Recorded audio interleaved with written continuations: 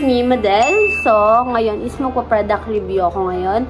So, nakikita nyo is madilim kasi maganda yung product ko kapag madilim.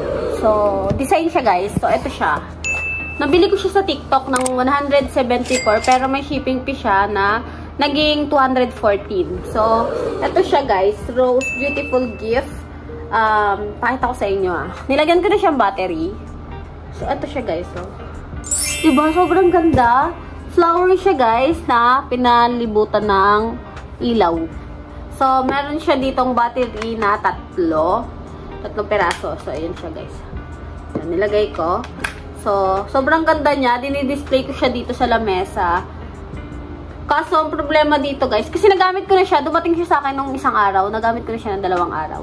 So, ang pangit lang dito guys, hindi ko alam kung ito lang ito lang sa akin yung may sira or lahat talaga ganito. Hindi ko alam guys Kasi, may on and off dito, pero hindi siya na-on, hindi siya na-on, hindi siya na-off.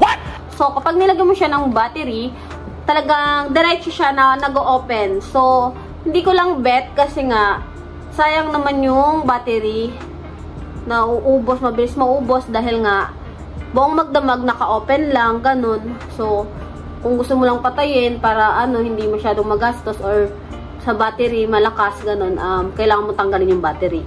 So, ang ganda niya, di ba guys? Ayan Ganda niya na, dinidisplay ko lang siya dito, lalo na pag madilim. So, ang ganda ng ilaw. So, ang rate ko dito is 9/10. Maganda siya, as in, solid. Alam mo, naalala ko to guys. Meron akong story time. May nandigaw sa akin netong December to February. So, 4th year college din siya, kagaya ko. Pero graduate na, pares kami. Noong February 14 na dapat mag-date kami, may flower siya, then may ganito. Pero hindi ko siya kinita kasi kinita ko yung ex ko. What? Diba? Bobo ko. So, yun. So, yung ganito niya is hindi ko na nakuha, pero pinipilit niyang magkita pa rin kami para kunin ko. Pero, hindi ko na kinuha kasi yung ex ko ng 2 years, pinili ko. Galing, diba? Ang galing ko. Pinili ko yon kasi November kami naghiwalay noong 2 years ko. Then, December ko nakilala yung ito. Sa tour namin tour namin na itong 4th year. Tour namin sa Baguio. So, yun. Doon kami nagkakilala. Pogi siya, guys. Maputi. Yung katawan. Pogi siya, as in.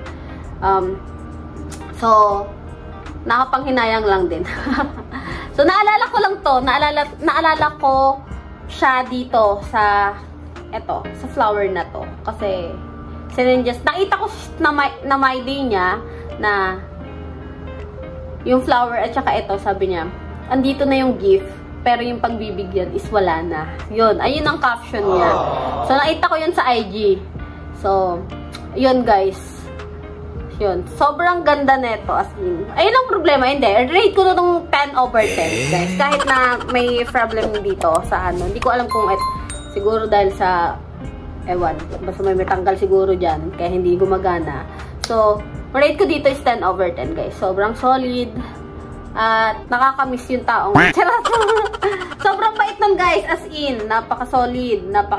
Marespeto. Bait, basta. So, yun guys, basta ang rate ko dito is 10/10. So, story time pa ako, no?